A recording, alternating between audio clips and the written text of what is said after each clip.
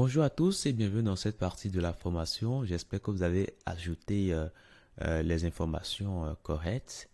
De mon côté, c'est fait. Donc, nous allons maintenant passer à la vue suivant les médias, ok, suivant les différents médias qui seront utilisés pour afficher le site.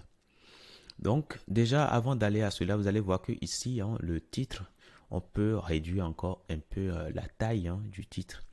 Et ça, je vais revenir alors au niveau de nav ici.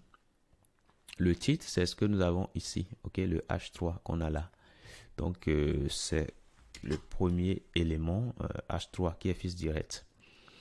On peut agir sur sa taille. Dans font size, on mettra 1.2 REM. Donc, ce faisant, quand je reviens ici, vous voyez que là, c'est beaucoup mieux comme ça. On peut également dire qu'on ne veut pas de retour à la ligne, donc white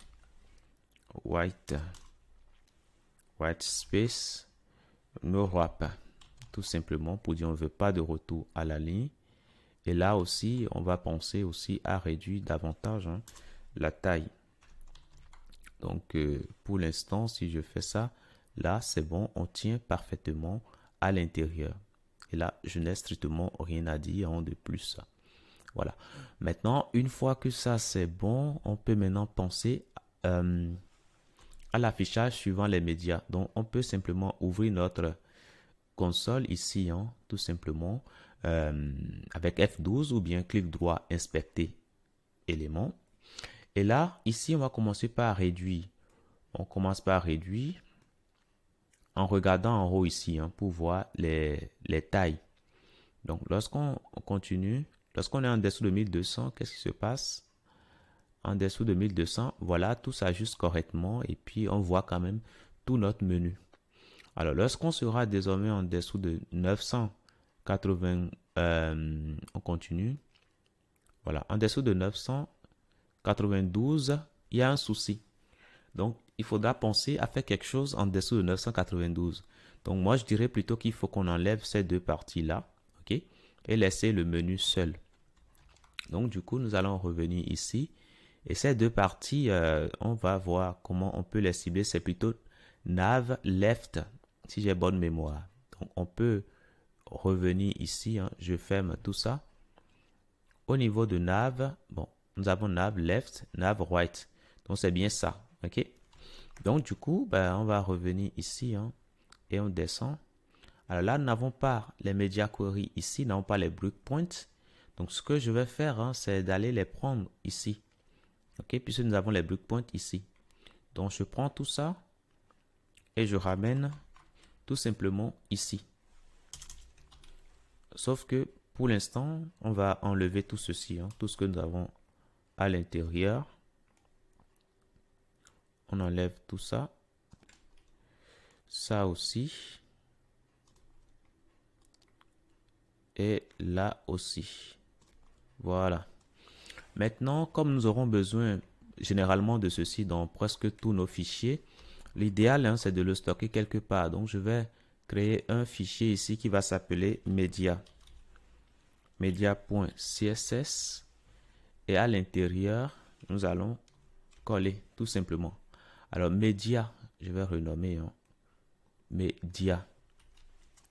Voilà. Et donc, du coup, on va pouvoir utiliser ça quand on en aura besoin. Donc, je commande déjà ça tout de suite. Et je reviens là. Donc, lorsqu'on sera en dessous de 992, on va prendre tout simplement nav right et on va cacher ça. Donc, display none. Donc, ça, c'est bon. Donc, si je reviens là, vous voyez que je ne vois plus cette partie-là. Quand je vais en dessous de 992, je vois, mais en dessous, je ne vois plus. OK? Et là, je peux continuer de réduire. Mais quand je descends en dessous du deuxième point de rupture ici, vous voyez que les éléments commencent par se chevaucher. Donc, je descends légèrement. Voilà, ça commence par se chevaucher. Et il faut noter aussi que c'est en ce moment qu'on a le bouton ici qui nous permet d'ouvrir le menu pour mobile. Donc, dans ce cas-là, nous allons penser simplement à supprimer, voilà, à ne pas afficher le menu, puisque là, on n'en a plus besoin. Donc, on va cacher le left, tout simplement. Donc, quand je reviens ici, bon, on n'a plus du tout le menu, hein, parce qu'il y a désormais un bouton qui est censé nous ouvrir le menu. Donc, ça, c'est bon. Lorsqu'on va commencer par l'agrandir, le bouton disparaît et on a le menu. Voilà. Donc là, c'est déjà bon comme ça. OK, je continue de réduire et là, c'est bon. Là, c'est parfait. Alors, moi, je dirais plutôt que le padding qu'on a là, c'est beaucoup, hein. Voilà. Bon, on a une marge autour du logo. C'est pas mal. Mais on aurait pu réduire cette marge-là, hein, quand on va se retrouver uniquement avec le logo. OK? Donc, qu'est-ce qu'on va faire? Alors, on va prendre ici le logo. On inspecte et on regarde bien les styles que nous avons. Nous avons ici un margin de 30. Ah oui, c'est quand même énorme, hein. Bon, on va réduire ça, hein. Donc, je prends ici le sélecteur, OK? Je copie le sélecteur et je reviens là, au niveau de header. Lorsqu'on est en dessous de 768, c'est en ce moment qu'on doit afficher le bouton. Et dans ce cas-là, nous allons réduire, hein, la marge que nous avons sur margin. On va plutôt mettre ici 5 pixels 0. Donc, pour l'instant, on gardera la marge. Lorsqu'on commence par descendre, là, la marge est réduite. Donc, je peux regarder ici, hein. Voilà, le haut et le bas, c'est bon. Sauf que là, nous avons défini, si je me rappelle bien, il est défini une hauteur, hein, sur l'élément. Donc, il y a une hauteur qui est définie. C'est cette hauteur qui fait que on n'arrive pas à se centrer, hein, par rapport à la page. Donc, du coup, on peut revoir également la hauteur, hein, qu'on a définie ici. OK, pour website detail. Donc, ça, je reviens. Alors là, j'inspecte correctement, hein, l'élément. Je clique là-dessus et je reviens. Il y a un élément H2 à l'intérieur qui lui aussi a sa marge. Donc, qu'il faut retirer, hein. Donc, du coup, quand je reviens ici, je descends, hein, et là, je vais revoir la marge de l'élément H2. Je peux carrément l'annuler, hein, tout simplement. Donc, la marge, je vais carrément l'annuler. Et là, je trouve que c'est mieux comme ça. On ne veut pas de bordure actuellement. On n'en a pas besoin puisqu'il n'y a pas d'élément en dessous. Donc, ça ne sert alors à rien. Donc, on avait défini une bordure pour ça. Donc, border désormais sera none. Donc, si je reviens ici, voilà, il n'y a plus de bordure.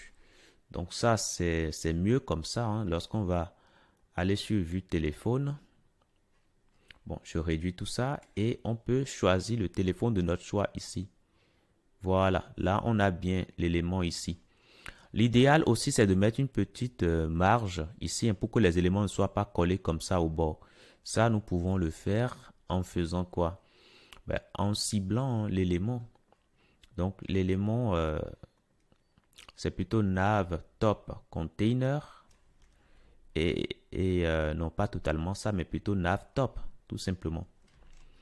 Donc, déjà, qu'on se retrouve en dessous de 700 quelque chose pixels, on peut prendre ça et mettre un padding à l'intérieur. Padding de 5 pixels à l'intérieur.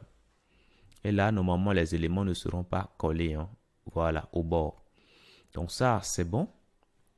Donc, on peut également descendre. Voilà. Et là, vous voyez que tout se passe bien. On peut également réduire, hein, la taille de ce test-là, qui se trouve dans Banner, Banner Promo. OK? Donc, je prends simplement un Banner Promo ici, hein. Je prends ça et je peux revenir ici. Banner Promo, font size 0.9 REM. Voilà. Donc là, c'est déjà pas mal. On peut aller beaucoup plus loin. 5. Et là, voilà. Là, c'est beaucoup mieux comme ça. Donc là, c'est bon.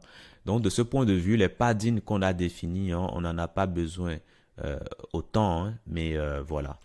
Donc ça, c'est bon. On peut descendre toujours, hein, et là, on tient toujours sur la page. Samsung aussi.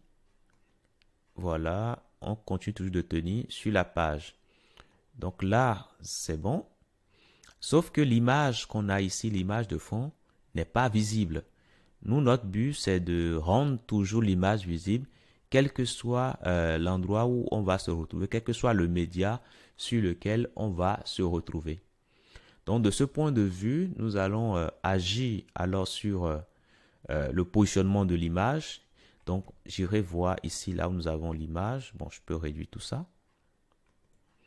Et là, nous avons le slider image et c'est à l'intérieur de ça que nous avons, c'est à ça que nous avons assigné une image d'arrière-plan. Donc, ce que nous allons faire ici, nous allons également cibler, sinon on peut utiliser simplement position, background image position, background position, ins, ok, et nous allons mettre ici tout simplement 70%, tout simplement. Donc, si nous revenons sur mobile ici, on verra tout simplement l'image de la personne, hein. Voilà, quel que soit là où on va se retrouver. Voilà. Donc là, c'est bon comme ça. Ok. Donc, je viens sur iPhone, on voit la personne. Voilà, chaque fois, on verra la personne. Donc ça, c'est bon. Nous venons de gérer l'aspect responsive de notre menu. Je vous dis merci d'avoir suivi cette partie et à tout de suite.